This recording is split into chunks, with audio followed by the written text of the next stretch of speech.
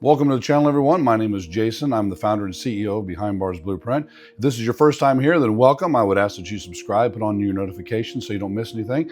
And if this is your 20th time here, then welcome back to the channel and you know what we do here. So let's get started. Today we're going to be talking about why anger oftentimes feels better than responsibility. Let's jump in.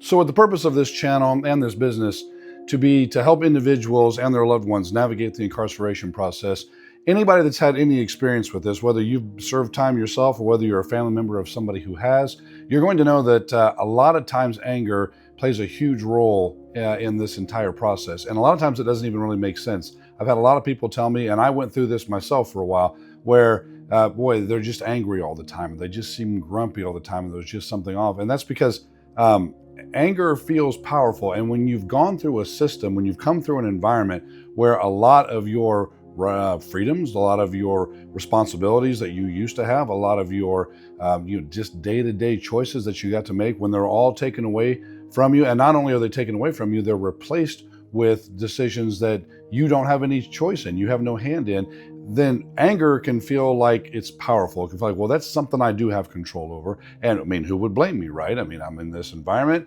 I'm stuck here, I don't have a lot of choices. And it's one of those things where, especially in light of responsibility can feel heavy, whereas anger can feel powerful. And that's why you'll see a lot of inmates and a lot of former inmates choose that. And we're going to go into why that's not necessarily the best option for you or your loved ones.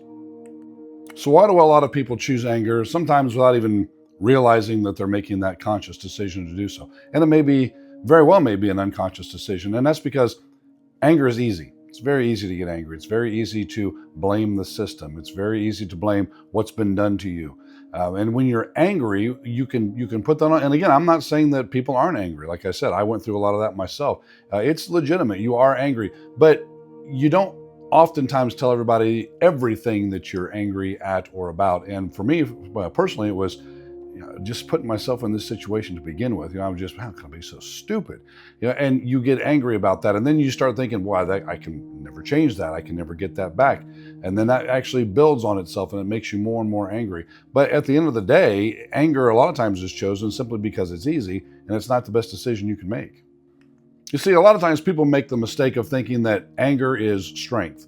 And there are times when that's true, but a lot of times it's not. It's actually it's a false perception. It's a false strength. It's not something that is going to actually benefit you. Strength should be used, especially as a man, it should be used for good. It should be used to protect. It should be used to promote. And a lot of times, true strength would mean keeping that anger at bay. It would mean keeping that anger down, not reacting strictly on anger or what you feel like doing in the time. And that's, again, like the previous point that I stated, the reason that people choose anger over true strength is because anger is easy. Don't fall in the trap of thinking that just because you're angry, you can raise your voice, you can yell, you can scream, you can threaten. That doesn't mix itself with actual true strength.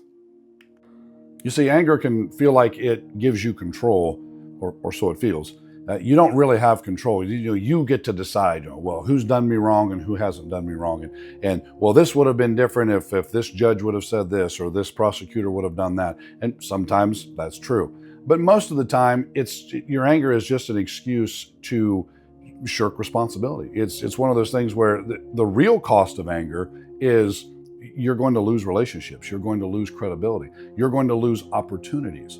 And what do I mean by opportunities? Well, you're going to lose opportunities to grow, to learn, to improve, to get better. The bottom line is this, guys. Anger feels powerful, but responsibility makes you powerful. And those two are not the same thing. I hope this helps.